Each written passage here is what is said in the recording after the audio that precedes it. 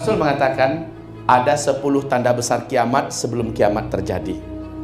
Nah, dari 10 tanda besar kiamat itu, pada tanda besar kiamat yang ketujuh, tanda besar kiamat yang ketujuh, Rasulullah menyebutkan nanti akan bertiup angin yang sangat lembut, sejuk, sehalus sutra, dan baunya bau misik, bau kasturi. Angin ini akan segera membungkus satu permukaan bumi ini. Maka tidak akan tersisa satu pun di bumi ini orang yang beriman kepada Allah, walaupun imannya hanya seujung kuku, melainkan angin itu akan sampai kepadanya. Saat orang itu dijilati oleh angin ini, tersentuh oleh angin ini, terhirup olehnya angin tersebut, dia akan meninggal di tempat. Serentak satu muka bumi ini, orang yang punya iman kepada Allah meninggal dunia. Yang tersisa hidup setelah itu hanya orang kafir saja. Paham Bapak Ibu sekarang? Oke. Jadi pada tanda besar kiamat yang ketujuh akan bertiup apa nama? Angin lembut. Angin lembut nan sejuk. Ini selembut sutra, sejuk, kemudian berbau misik atau kasturi, ya. Angin lembut ini adalah angin kematian. Yang dimatikan siapa? Khusus hanya orang-orang beriman.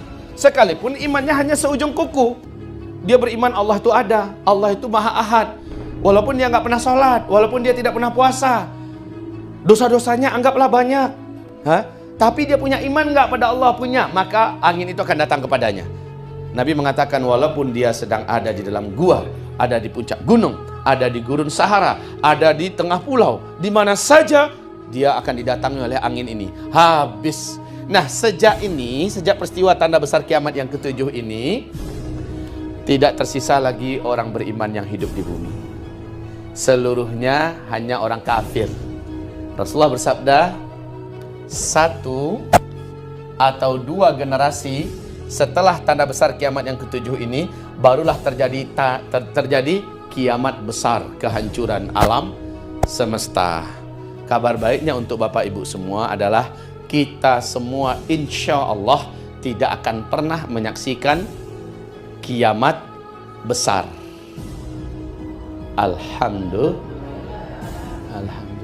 Kecuali Bapak Ibu nggak lolos dari ujian terberat, yaitu Dajjal datang. Kalau sempat ada yang nggak lolos, peluangnya menghadapi tanda besar kiamat yang ke-8, ke-9, ke-10 itu akan ada. Ya. Jadi tanda besar kiamat yang ke-8, yang ke-9, dan yang ke-10 ini hanya orang-orang kafir saja. Ke-8, 9, 10. Hanya orang-orang kafir akan menyaksikan ini. Taib, Ustaz, insya Allah deh, kami betul-betul hakul yakin Ustaz, kita tidak akan menemukan, bahkan masa tanda besar kiamat yang ke-7 tidak akan menemukan nanti. Kan banyak orang yang PD-nya kayak gitu kan, sangat yakin, lama lagi tuh Ustaz. Nggak apa-apa, semoga saja kajian yang sekarang ini dapat merubah mindsetnya setelah itu. Baik, Bapak Ibu, nah Nabi kita bersabda, saya mengatakan tadi bukti kedua bahwa kita sudah di akhir zaman. Nabi mengatakan, sejak aku ini diutus, nih star ya, star. Sejak aku ini diutus sampai finish, umatku serentak wafat di muka bumi. Starnya adalah Nabi diutus sebagai Nabi dan Rasul di usia beliau 40 tahun. Dan sampai umatku habis serentak di muka bumi. Hadis berikut ini adalah hadis yang dinyatakan kesahihannya oleh Syekh Ahmad Syakir. Hadis ini diriwayatkan oleh Imam Ahmad dalam musnadnya. Ya, Nabi mengatakan bahwa umatku wajib mendapati atau menjalani 5 fase sejarah. Dari 5 fase sejarah ini, ya, kita sekarang sudah ada di fase keempat. Lalu pas di fase kelima, nanti umat Islam mengalami kejadian tanda besar kiamat yang ke-7. Habis seluruh umat Islam. Oke, 5 fase sejarah ini. Yang pertama, fase Nabi mengatakan ahdun nubuwah, fase kenabian, di mana umat ini langsung dipimpin oleh beliau sendiri, oleh Nabi SAW. Fase ini berlangsung selama 23 tahun. 10 tahun setelah beliau hijrah ke Madinah, ini 10 tahun, dan 13 tahun ketika beliau masih di Mekah. Total 23 tahun. Fase ini pasti berakhir, kata Nabi. Wafatnya Nabi Muhammad, berakhirlah fase pertama. Dan Nabi mengatakan, langsung masuk kalian pada fase di mana khilafatan ala minhajin nubuwah. Fase kekhalifahan. Pada saat itu sang khalifah menggunakan sistem kenabian, copy paste habis. Jadi ini adalah fase di mana yang memimpin umat Islam adalah para khalifah Rashidah ala minhajin nubuwah. Ini fase kedua. Khilafah ala minhajin nubuwah. Rasul mengatakan fase ini berlangsung selama 30 tahun. 30 tahun. Sejarah membuktikan khalifah Islam ada berapa? 4. Silahkan sebutkan, Bunda. Nggak apa-apa, jangan takut. Salah nggak digigit. Iya, siapa? Abu Bakar, Umar bin Khattab, Utsman bin Affan, Ali bin Abi Thalib. Ibunda tahu berapakah sebenarnya masa yang dihabiskan oleh 4 orang khalifah ini? Kalau Nabi mengatakan 30 tahun kan? Dalam faktanya, seluruh ahli sejarah sepakat 29 tahun 6 bulan. Berarti 6 bulan lagi sama siapa?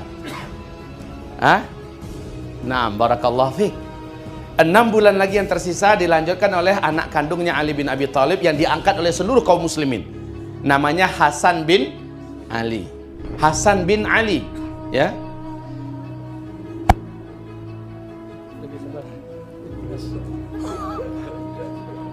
Puas saya ngelihat.